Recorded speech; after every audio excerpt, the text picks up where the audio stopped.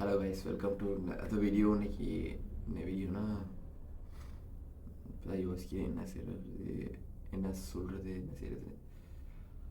Anyway, இந்த video வந்து நீங்கள் இந்த லொக்கேஷன் வந்து ஒரு 2 வீக்ஸ் வந்து பார்க்கலாம். அதுக்கப்புறம் நான் அந்த இடத்த விட்டு விலகிடுவேன். ஏன்னா இந்த இடத்த விட்டு நான் இப்போ செஞ்சுருக்க வேலையை ரிசைன் பண்ண போகிறேன். ஸோ இதை ரிசைன் பண்ணிட்டு இன்னொரு வேலை, அது என்ன வேலைன்னு soon as possible I will tell you everyone. So அதுக்கு முன்னுக்கு என்ன விஷயம்னா, இன்றைக்கி பெருசாக எதுவும் சொல்கிறதுக்கு இல்லை. இந்த 5 நாளோ நேற்று முந்தா நேற்றோ இல்லைனா இல்லவோ இல்லை, ஒரு மாதிரி தூக்கத்திலே இருந்தேன். வேலைக்கு போய்ட்டு வந்து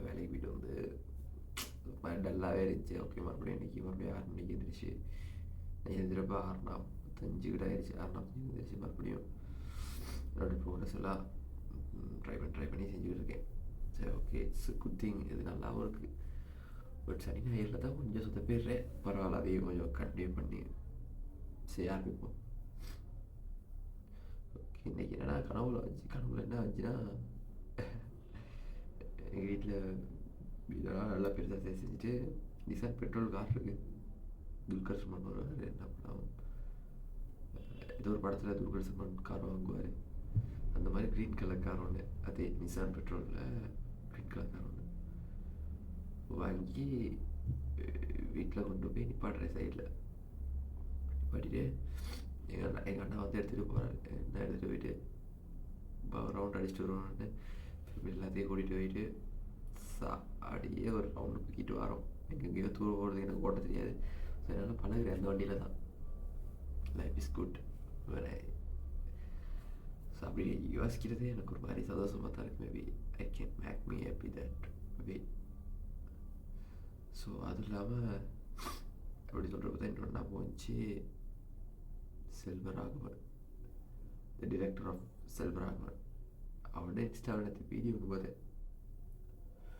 முந்தா நேற்று பார்த்தேன். அதில் மெயினாக வந்து அவர் என்னத்தை சொல்லுவார்னா, சந்தோஷமாக இருக்கிறது.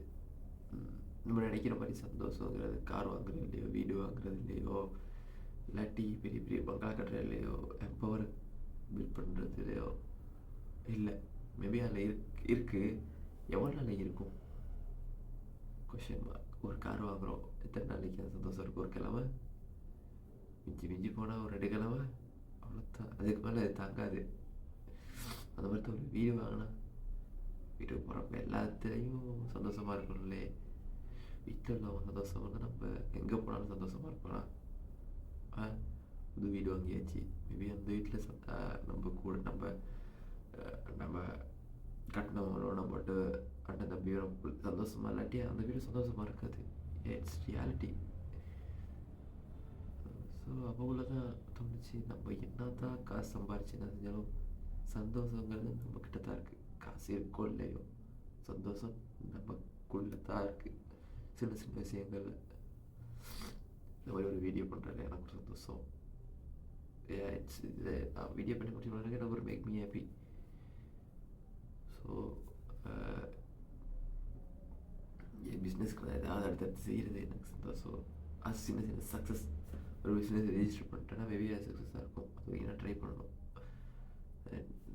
வேலைக்கு நடந்து போகிறது ஒரு சந்தோஷம், இந்த வேலையை மாற்றுறது ஒரு சந்தோஷம்.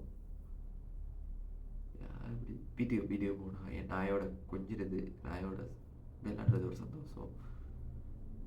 ஸோ இப்படி கொஞ்சம் கொஞ்சமாக சின்ன சின்ன சந்தோஷங்கள்லாம் என்ஜாய் பண்ண ஆரம்பிக்கணும். பெரிய சந்தோஷம், நம்ம எதிர்பார்க்குற சந்தோஷம் வந்து காணாமல் போயிடும். ஸோ அதுதான் இன்னைக்கு வீடியோ. ஓகே, நான் இங்கே பேசி என்னை ஆரம்பிச்சிட்டேன். ஸோ அந்த சந்தோஷங்கிறது நமக்குள்ளே வச்சுக்கணும். சின்ன சின்ன விஷயங்கள் எனக்கு பெருசாக தேவையில்லை.